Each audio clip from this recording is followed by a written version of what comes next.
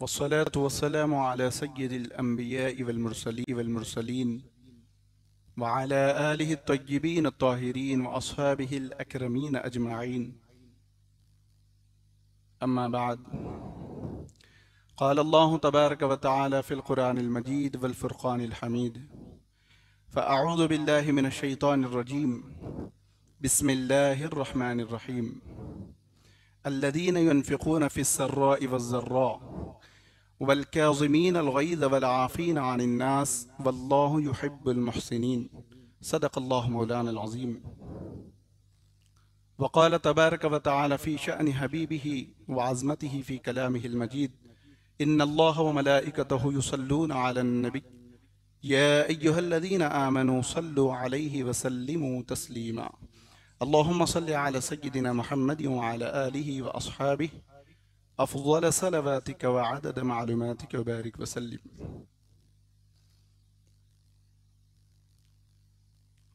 अज़ीज़ नाज़रीन, अस्सलामु अलैकुम व रहमतुल्लाहि व बरकातुहू। अल्लाह सुब्हानहु व तआला ने तमाम अंबिया में सबसे ज़्यादा मुक़द्दम, सबसे ज़्यादा अज़मत अपने नबी मुकर्रम सल्लल्लाहु अलैहि वसल्लम को अता फरमाई। आपके बाद अल्लाह ताला ने आपके घराने को वो अज़मत व रिफ़ात अता फरमाई कि उनके अहले बैत अतहार रिज़वानुल्लाहि अलैहिम अजमाइन के एक एक फ़र्ज़ से अगर हम उनकी सीरतों को पढ़ें, उनकी ज़िंदगियों को पढ़ें, तो यकीनन हमारी ज़िंदगियों में एक इनक़िलाब आ जाए, हमारी ज़िंदगियाँ दुनिया में भी कामयाब हो जाएं और आखिरत में भी नजात का ज़रिया बन जाएं। चूँकि अहले बैत अतहार में हज़रत सय्यदना इमाम हसन मुजतबा अलैहिस्सलाम की ज़िंदगी सबसे आला ज़िंदगी थी। जिस आयत करीमा की तिलावत का शर्फ मैंने हासिल किया, इस आयत मुबारका में फरमाया वल्काज़िमीनल ग़ैज़ वलआफ़ीना अनिन्नास, कि गुस्से को पी जाने वाले, लोगों को माफ़ करने वाले। इसके तहत कुरान मजीद की तफसीर में इस आयत के मुतालिक एक वाक़े को ज़िक्र किया गया कि हज़रत सय्यदना इमाम हसन मुजतबा अलैहिस्सलाम के पास एक वक्त दावत थी।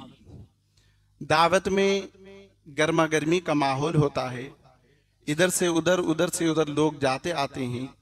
इसी असना में बताया गया कि आपके चंद खादिम थे जो इधर से उधर हो रहे थे। कोई सालन का कटोरा ले रहा है, कोई खाने का थाल ले रहा है, इधर से उधर जा रहे हैं। हज़रत सय्यदना इमाम मुजतबा अलैहिस्सलाम खाने पर बैठे हुए हैं। एक खादिम गरम गरम सालन का कटोरा लेकर आया और बजाय दस्तर पे रखने से गलती से उसके हाथ से वो कटोरा छूट गया। अब वो जो कटोरा छूट गया तो वो कटोरा सय्यदना इमाम हसन मुजतबा अलैहिस्सलाम पर गिरा। चूँकि वो सालन बेइंतहा गर्म था, हजरत के ऊपर जैसे ही गिरा, हजरत ने अपनी निगाह करम उस पर डाली। उस खादिम को घूर कर देखा तो वो भी कोई मामूली खादिम ना था, अहले बैत अतहार के घराने का खादिम था। उसने फौरन अपनी ज़बान मुबारका से इस आय करीमा को पढ़ा वल्काज़िमीनल ग़ैज़, गुस्से को पी जाने वाले। जैसे ही उसकी ज़बान से ये लफ्ज़ निकला, हज़रत ने इरशाद फरमाया कि मैंने गुस्से को पी लिया है। फिर आगे उसने अर्ज़ किया वलआफ़ीना अनिन्नास, और लोगों को माफ़ करने वाले। जैसे ही ये अल्फाज उसने कहा, हज़रत ने फरमाया कि मैंने तुझको माफ़ कर दिया है। फिर आगे अर्ज़ किया वल्लाहु युहिब्बुल मुहसिनीन, और अल्लाह ताला एहसान करने वालों को पसंद फरमाता है। हज़रत ने फरमाया कि जा मैंने तुझको आज़ाद कर दिया। इस तरह हज़रत ने अहले बैत अतहार रिज़वानुल्लाहि अलैहिम अजमाइन ने हुजूर पाक सल्लल्लाहु अलैहि वसल्लम के घर ख़ानदान के अहल होने का हक़ अदा फरमा दिया कि जिस तरह गुस्सा होने के बावजूद आपने अपने खादिम को माफ़ भी फरमा दिया, फिर उसके बाद आपने अपने गुस्से को भी पी लिया, हत्ता कि वो जो ग़ुलाम था आपने उसको आज़ाद भी फरमा दिया। कई ऐसे वाक़यात हज़रत की ज़िंदगी के मिलते हैं कि अगर उनको पढ़ा जाए, अगर उनको देखा जाए, यकीनन अपनी ज़िंदगियों में अगर उनको शामिल किया जाए तो हमारी ज़िंदगियां दुनिया में भी कामयाब और आखिरत में भी नजात वाली हो जाए। इसी तरह बताया गया कि एक मरतबा हज़रत सैयदना इमाम हसन अलैहिर्रहमा बैठे हुए हैं, तमाम लोग जमा हैं। एक शख्स ने उठकर अर्ज़ किया कि हज़रत, आज हमारे गांव का मामला ये है कि कहत साली पड़ी हुई है और बारिश नहीं हो रही है, आप दुआ फरमाएं कि बारिश हो जाए। हजरत ने फरमाया कि दुआ से पहले तुम एक काम करो कि तुम इस्तग़फ़ार की कसरत करो। फिर बताया गया कि एक दूसरा शख्स उसी मजमे में उठा और अर्ज़ किया कि हजरत, मेरे यहाँ औलाद नहीं हो रही है, आप दुआ फरमाएं कि अल्लाह ताला मुझको औलाद अता फरमाए। हजरत ने इरशाद फरमाया कि तुम इस्तग़फ़ार की कसरत करो, अल्लाह ताला तुमको औलाद अता फरमाएगा। कोई उठा, अपनी परेशानी की शिकायत जाहिर किया, हजरत ने इरशाद फरमाया कि तुम इस्तग़फ़ार की कसरत करो, अल्लाह ताला तुम्हारी परेशानी को दूर फरमा देगा। जो भी उठता जाता अपने सवाल, अपनी हाजत को बयान करता जाता और हजरत उससे एक ही सवाल फरमाते, एक ही बात इरशाद फरमाते कि तुम इस्तग़फ़ार की कसरत करो। किसी शख्स ने उठकर अर्ज़ किया कि हजरत, किसी ने उठकर परेशानी को जाहिर किया, किसी ने उठकर कहा कि औलाद नहीं है, कोई माली और माशी एतबार से परेशान है, उसने इस तरीके से आपको सुनाया तो आपने हर एक का जवाब एक ही फरमाया कि इस्तग़फ़ार की कसरत करो। हजरत ने इरशाद फरमाया कि तुमको क्या मालूम कि इस्तग़फ़ार क्या चीज़ है। अगर कोई बंदा इसको लाजिम पकड़ लेता है, अगर इसको अपनी ज़िंदगी में शामिल कर लेता है तो अल्लाह ताला इस्तग़फ़ार की बरकत से उसकी परेशानी को भी दूर फरमा देगा, उसको माल व दौलत भी अता फरमा देगा। अल्लाह ताला उसको औलाद की औलाद से भी सरफराज फरमाएगा। हर वो चीज़ अल्लाह ताला उसको अता फरमाएगा जिसका वो मुतमन्नी होगा, लेकिन कब? जब वो इस्तग़फ़ार की कसरत करने लग जाएगा। इरशाद फरमाया कि हजरत ने तमाम चीज़ों का सिर्फ एक ही निचोड़ बताया, वो ये कि तुम इस्तग़फ़ार की कसरत करो। देखें, हजरत अहले बैत अतहार के से ताल्लुक़ रखने वाले हैं और लोगों को ताकीद कर रहे हैं तो इस्तग़फ़ार की ताकीद कर रहे हैं। ये कह सकते थे कि हाँ, मैं हाथ उठाकर दुआ कर देता हूँ, लेकिन फरमाया कि तुम पहले इस्तग़फ़ार की कसरत करो, मैं तुम्हारे लिए दुआ करता हूँ। तुम जब तक तौबा करके अल्लाह ताला की बारगाह में रुजू ना होगे, उस वक्त तक तुमको कोई दुआ फ़ायदा ना देगी। जी, इसी वक्त फ़ायदा देगी जब तुम इस्तग़फ़ार की कसरत करोगे।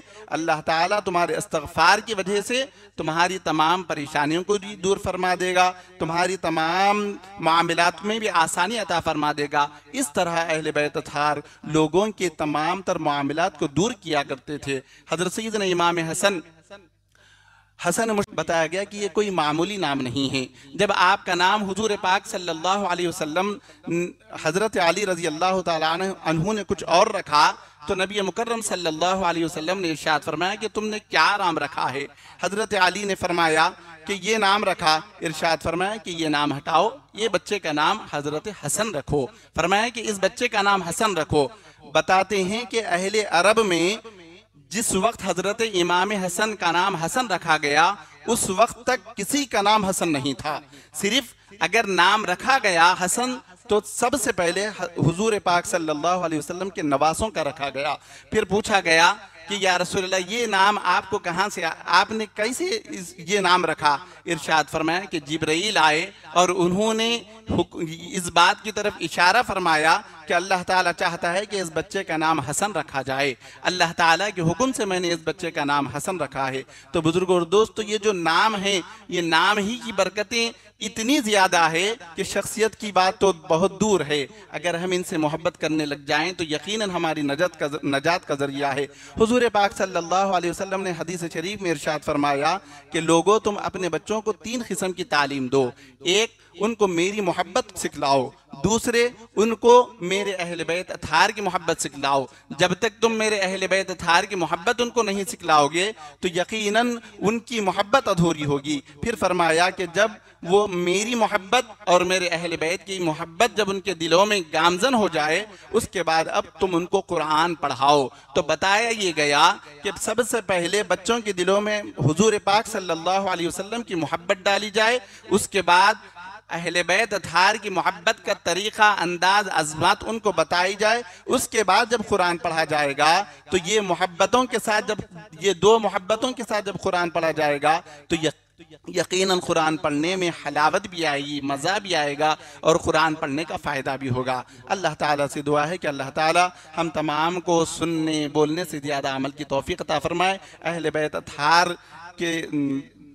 अतार के ज़रिए अल्लाह ताला हम तमाम की दुनिया और आखिरत में कामयाबी और कामरानी अता फ़रमाए, इज़्ज़त की ज़िंदगी, ईमान की मौत नसीब फ़रमाए। व सल्लल्लाहु ताला अला खैरि खल्क़ि सय्यिदिना मुहम्मद व अला आलिहि व अस्हाबिहि अजमईन वल्हम्दुलिल्लाह।